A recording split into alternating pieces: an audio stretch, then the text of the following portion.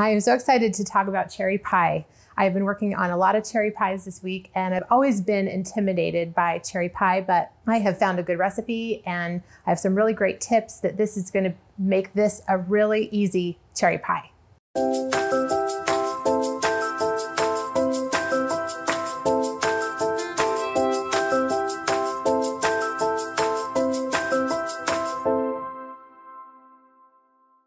I really like using the fresh cherries for this pie recipe. I tried it with frozen and I did not like the results nearly as much as when I used the fresh cherries. So we're gonna use fresh cherries today. I'm gonna start assembling my pie filling by taking the cherries. These are pitted cherries. And to the cherries, I'm going to add 1/3 cup of tapioca flour. I'm gonna add 3/4 cup of sugar. This is 1 tablespoon of cornstarch. This is 1/2 teaspoon of kosher salt, 1/2 teaspoon of almond extract, and the juice of 1 whole lemon. And that's pretty much our filling. I'm gonna mix all this together and cover all this fruit. And then I'm just going to let it sit to the side while I work on our pie crust. Okay, now we're gonna roll out our crust. I have a double all butter pie crust, and I'm gonna start with the lining for the bottom of the pie pan. Okay, this is going to be the bottom of our pie crust, and I am using a silicone mat. It's a baking mat that is specially used for rolling out pie crust, and it has really changed the way that I work on my pies. I like it because it doesn't stick. I don't need nearly as much flour when I use this mat.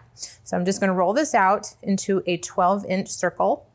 I do have to pick up and move the crust around a little bit, but I'm trying to handle it as little as possible because it's hot in my kitchen, it's August, and I don't wanna melt all of that butter that is so nicely distributed through this crust. This might roll out to be a little bit larger than 12 inches, which wouldn't be bad. I'm making a 9-inch size pie using a 9-inch size pie pan. But what of course I want to do is flute the edges of the crust, crimping the edges of the crust.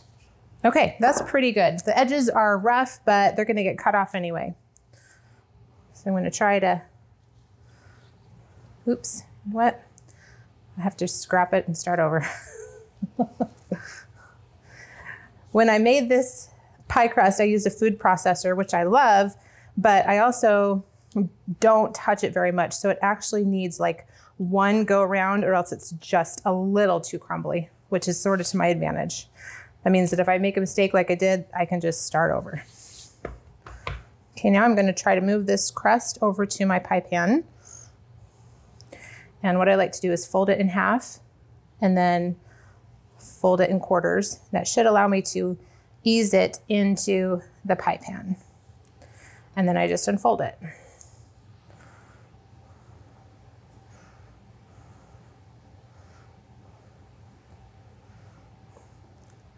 Should go all the way up the edges of the sides of the pie pan, like so. Now that we've put our bottom crust in our pie pan, we're gonna put the cherry filling in it. And then while I'm working on rolling out the lattice top, I'm gonna just stick it in the fridge for just a few minutes so it can stay cold. Okay, here's our pie filling. I'm gonna pour it right into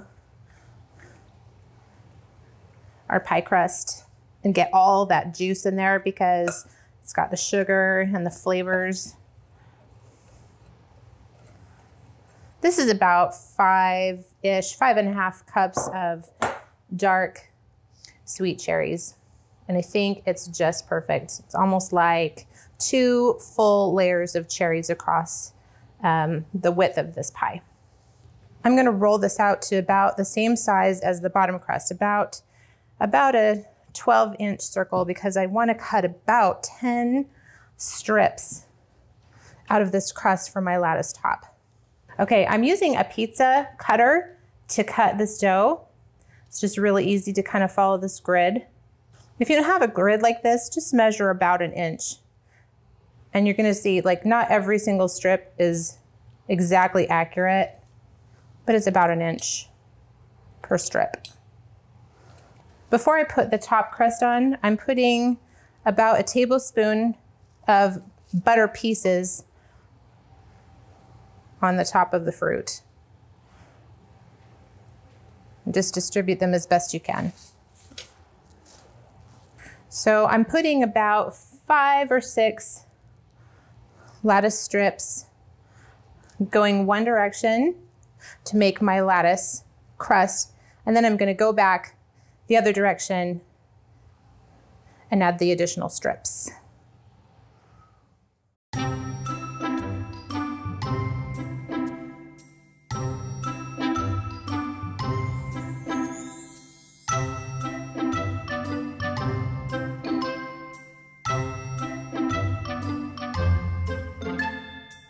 So before I crimp the edges of the pie, I'm going to go around and just cut the extra length of these lattice strips. I'm also going to take some additional dough and just fill in some of the missing edge, or where I want the crust to be built up a little bit more in my pie. And now I just turn up the edges of the dough. Right now I'm just folding up the dough so it's kind of all towards the top rim of the pan. Okay, now that all the crust is sort of folded together, I'm gonna go around and I'm gonna crimp the edge. I really just take my 2 fingers on my right hand, my thumb, and my first finger, and I sort of pinch the edge while I take my index finger on my left hand and sort of squish the edge, and then I go around and I do it again. And I just do it as it makes this little fluted pattern. Again, it doesn't have to be perfect. There are gonna be some bits that are thicker than others, and that's okay. Okay, our pie is pretty much ready, but it needs to sit in the refrigerator for about 30 minutes to make sure that crust is super chilled before putting it in the oven. I covered the pie with some plastic wrap, and I'm gonna chill it in the fridge. After we take it out of the refrigerator, I'm going to brush the top of the crust with an egg wash, and that's gonna make the crust beautiful and super shiny. And then we're gonna bake it starting for 30 minutes in the oven. Okay, the pie has chilled in the refrigerator for about 30 minutes, and I have an egg wash here that is just egg yolk and a little bit of half and half that I am just going to brush over the top of this pie, and this will give it just a gorgeous, beautiful golden color. You want your lattice to look amazing after you went through all that work of weaving it. It's just gonna look awesome. Okay, now we've put on our egg wash and we're gonna take it over to the oven. Our oven is preheated to 400 degrees. And here is our preheated foil-lined baking tray.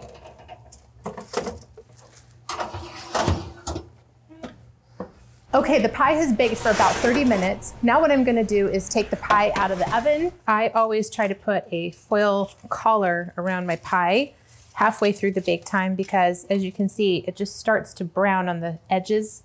And if we were to let it cook the whole time without it, it would just burn. So this protects the crust while the rest of the pie is cooking. And then we're gonna put this back into the oven for about 35 more minutes. And there you have it, a beautiful from scratch cherry pie.